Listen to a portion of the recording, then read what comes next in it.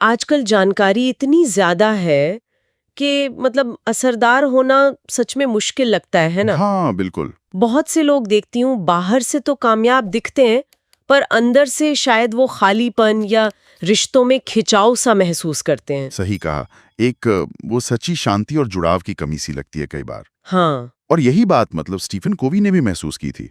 उन्होंने देखा कि लोग ना अक्सर अपनी गहरी समस्याओं के लिए वो सतही तरीके अपनाते हैं। सतही तरीके जैसे? हाँ, जैसे उन्होंने कहा पर्सनैलिटी एथिक। हाँ, मतलब वो ऊपरी बर्ताव जैसे झूठी दिलचस्पी दिखाना या कोई फौरी चालाकी इस्तेमाल करना।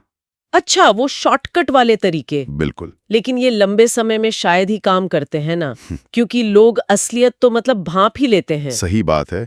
वो एमरसन का एक कोट है ना, हाँ, तुम जो हो वो इतनी जोर से चिल्लाता है कि मैं सुन नहीं पाता कि तुम क्या कहते हो। वाह क्या बात है, बिल्कुल सटीक। इसीलिए कोवी ने जोर दिया बुनियादी अच्छाई पर, मतलब कैरेक्टर एथिक पर। Character ethic. हाँ, जैसे ईमानदारी, निष्पक्षता, सत्यनिष्ठा, ये सिद्धांत, ये क्या कहते हैं, लॉ ऑफ द हार्वेस्ट जैसा है। लॉ ऑफ द हार्वेस्ट, हाँ। फसल का नियम। हाँ, मतलब आप शॉर्टकट से अच्छी फसल नहीं उगा सकते, बोना तो पड़ेगा। विश्वास और जो स्थायी सफलता है वो चरित्र से ही आती है, दिखावे से नहीं। ये बात तो सोचने वाली है। और यहीं से वो पैराडाइम का आइडिया आता है। सही कहा ना? बिल्कुल। पैराडाइम यानी दुनिया को देखने का हमारा नजरिया, हमारा वो मानसिक नक्शा। हाँ, वो नक्शे वाला उदाहरण अच्छा था, जैसे शिकागो जाना हो और नक्शा डिट्रॉइट का हो। तो फिर कितनी भी मेहनत कर लो, कितनी भी पॉजिटिव सोच रखो, पहुंचोगे तो गलत जगह ही। एग्जैक्टली। तो कोवी कहते हैं कि पत्तीनों को छांटने से ज्यादा जरूरी है जड़ पर काम करना।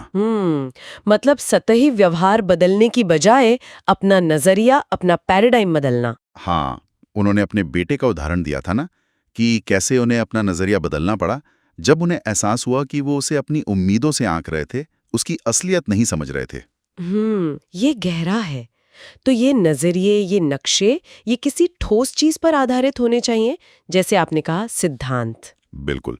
कुछ यूनिवर्सल सिद्धांत होते हैं, निष्पक्षता, ईमानदारी, सम्मान, ये लाइट हाउस जैसे हैं, ये असलियत हैं, टेरिटरी हैं। और हमारे जो मूल्य या विश्वास हैं, वो हमारे नक्शे हैं। हाँ, और सफलता तब मिलती है जब हमारा नक्शा उस असलियत, उन सिद्धांतों से मेल खाता है। अच्छा, और इसी से वो अंदर से बाहर यानी इनसाइड आउट वाला नजरिया आता है। बिल्कुल।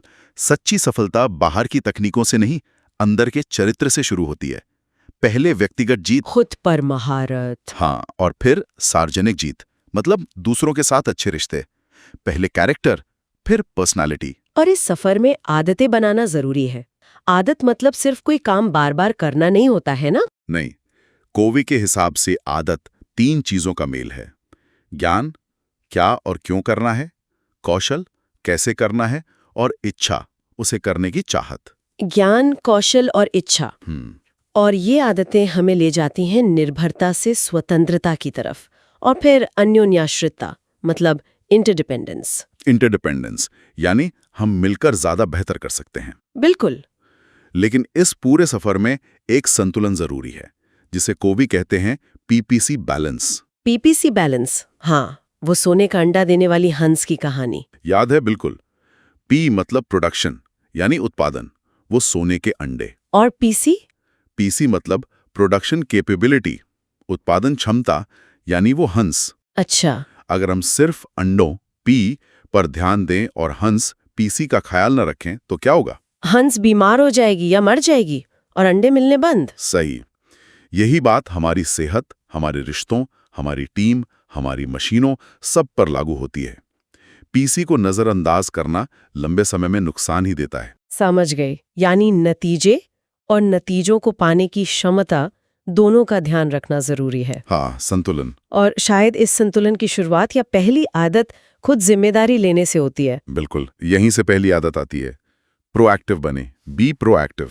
प्रोएक्टिव मतलब? इसका मतलब है कि हम अपने हालात के गुलाम नहीं हैं। कोई भी घटना हो और हम उस पर कैसे रिएक्ट करते हैं, उसके बीच में एक स्पेस होता है, चुनने की आजादी। हाँ, वो विक्टर फ्रैंकल का उदाहरण, कंसंट्रेशन कैंप में भी उन्होंने अपनी प्रतिक्रिया चुनी। एग्जैक्टली। तो प्रोएक्टिव होने का मतलब है अपनी ऊर्जा उन चीजों पर लगाना जिन्हें हम बदल सकते हैं, हमारा प्रभाव का दायरा, या सर्कल ऑफ इन्फ्लुएंस। बजाय उन चीजों पर चिंता करने के जिन्हें हम बदल नहीं सकते, चिंता का दायरा। बिल्कुल। रिएक्टिव लोग कहते हैं मैं कुछ नहीं कर सकता, प्रोएक्टिव लोग कहते हैं देखते हैं क्या विकल्प हैं, मैं चुनता हूं। भाषा भी बहुत कुछ बताती है। भाषा। ठीक है, तो पहली आदत जिम्मेदारी लेना, प्रोएक्टिव बनना। अब दूसरी आदत अंत को ध्यान में रखकर शुरू करें, begin with the and in mind. इसका क्या मतलब हुआ? यह पहली रचना, मतलब मानसिक रचना। कोई भी चीज हकीकत में बनने से पहले दिमाग में बनती है। अच्छा। कोवी एक एक्सरसाइज बताते हैं, कल्पना करें कि आपके अंतिम संस्कार पर लोग आपके बारे में क्या कहें, आप किस रूप में याद किए जाना चाहेंगे। ओह, ये तो काफी सोचने पर मजबूर करता है। हाँ, इससे पता चलता है कि आपके लिए जीवन में सबसे जरूरी क्या है, आपके असली मूल्य क्या हैं। और इन्हीं मूल्यों के आधार पर अपना व्यक्तिगत मिशन स्टेटमेंट बनाना, पर्सनल मिशन स्टेटमेंट। बिल्कुल। ये तय करना कि कौन सी दीवार सही है, किस पर सीढ़ी लगानी है, ये नेतृत्व है।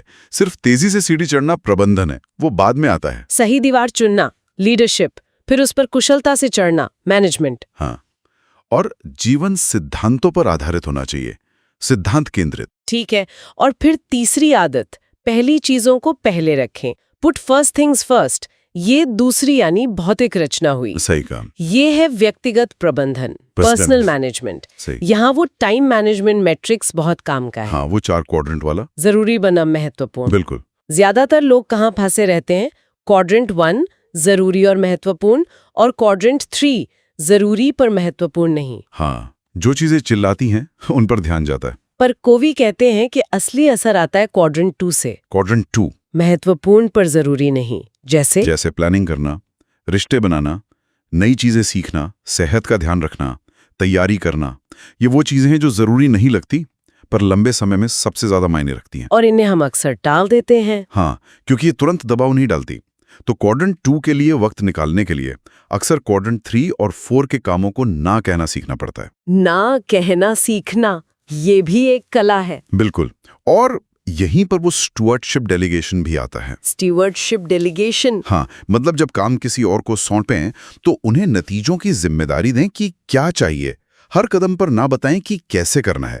लोगों पर भरोसा करें, उन्हें तरीका चुनने दें। अच्छा, परिणामों पर फोकस, तरीकों पर नहीं। सही। तो ये पहली 3 आदतें, प्रोएक्टिव बनना, अंत को ध्यान में रखकर शुरू करना और पहली चीजों को पहले रखना, ये मिलकर व्यक्तिगत जीत की नींव रखती है। बिल्कुल। ये हमें निर्भरता से स्वतंत्रता की ओर ले जाती हैं, खुद पर काबू पाना सिखाती हैं। ये सिर्फ किताबी बातें नहीं लगती, बल्कि वाकई एक असरदार और संतुष्ट जीवन जीने के लिए काफी प्रैक्टिकल सिद्धांत है। हाँ, और ये चरित्र और आत्म अनुशासन पर टिके हैं। तो हमारे श्रोताओं के लिए जाते जाते एक विचार, असली बदलाव शायद हमारे देखने के तरीके, हमारे पैराडाइम से शुरू होता है।